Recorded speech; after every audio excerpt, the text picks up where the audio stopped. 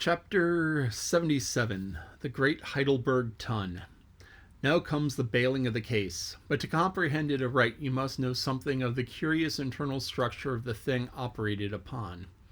Regarding the sperm whale's head as a solid oblong, you may, on an inclined plane sideways, divide it into two coins, whereof the lower is of bony structure forming the cranium and jaws, and the upper an unctuous mass wholly free from bones, its broad forward end forming an expanded vertical apparent forehead of the whale. At the middle of the forehead horizontally subdivide this upper coin, and you then have two almost equal parts, which before were naturally divided by an internal wall of thick tendinous substance. Coin is not a Euclidean term. It belongs to the pure nautical mathematics. I know not that it has been defined before. A coin is a solid which differs from a wedge in having a sharp end formed by the steep inclination of one side instead of by the mutual tapering of both sides. The lower subdivided part, called the junk, is an immense honeycomb of oil formed by crossing and recrossing in 10,000 infiltrated cells of tough elastic white fibers throughout its whole extent. The upper part, known as the case, may be regarded as the great Heidelberg Tun of the sperm whale, and as that famous grand tierce is mystically carved in front, so the whale's vast plated forehead forms an innumerable strange devices for the emblematical adornment of this wondrous tun. Moreover, as that Heidelberg was always replenished with the most excellent of wines of the Rhenish valleys, so the tun of the whale contains by far the most precious of all his oily vintages, namely the highly prized spermaceti, in its absolutely pure, limpid, odoriferous state.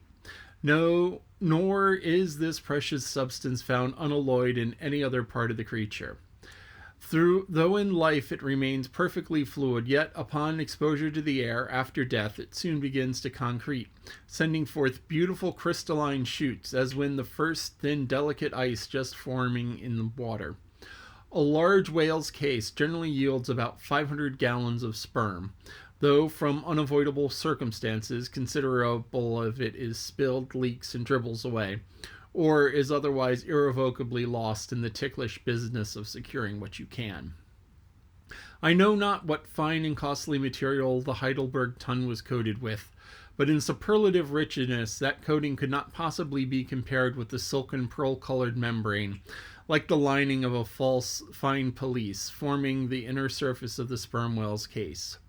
It will have been seen that the Heidelberg Tun of the sperm whale embraces the entire length of the entire top of the head, and since it has been elsewhere set forth, the head embraces 1/3 of the whole length of any creature, then the whole length of the creature, then setting that length down at 80 feet for a good-sized whale.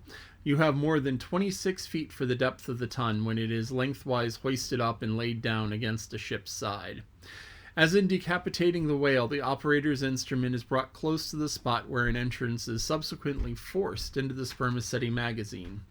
He has therefore to be uncommonly heedful lest a carcass, untimely stroke, should invade the sanctuary and wastingly let out its invaluable contents. It is this decapitated end of the head also which is last elevated out of the water and retained in that position by the enormous cutting tackles, whose hempen combinations on one side make quite a wilderness of ropes in that quarter. Thus much being said, attend now, I pray you, to that marvelous and, in this particular instance, almost fatal operation, whereby the great sperm whale's Heidelberg Tun is tapped. This is the end of chapter 77. Couple of interesting words here. One of them is unctuous. I know it's been used before. I'm not sure I have defined it before. I'm pretty sure I may have used it before. It's oily, but it's oily in a good way. It's like oily and greasy and tasty and wonderful. So, yeah, it's oily, but in a good way. There's a lot of ways to say things, and you use some words in a way and it comes across as bad, and if you use it in other ways, other similar words that have the same typical meaning but different shading, That's one of the wonderful things about the English language is that there's all of these different ways to say something, and you can use the same words, but it comes out slightly differently. And oily is one of those. Oily is kind of a neutral way. I'm trying to think. The word just slipped out of my mind, but unctuous is kind of a positive one. So you talk about the unctuous steak with the nice marbled fat. It's all juicy and tasty. The other interesting word that was used was the word quoin, Quoin. And it's described as being a wedge, except instead of the wedge where it's like this and both ends taper and the top is like this. So instead of being an isosceles triangle, it would be a right triangle where, uh, yeah, like this. So where you have a line, it goes down and then up.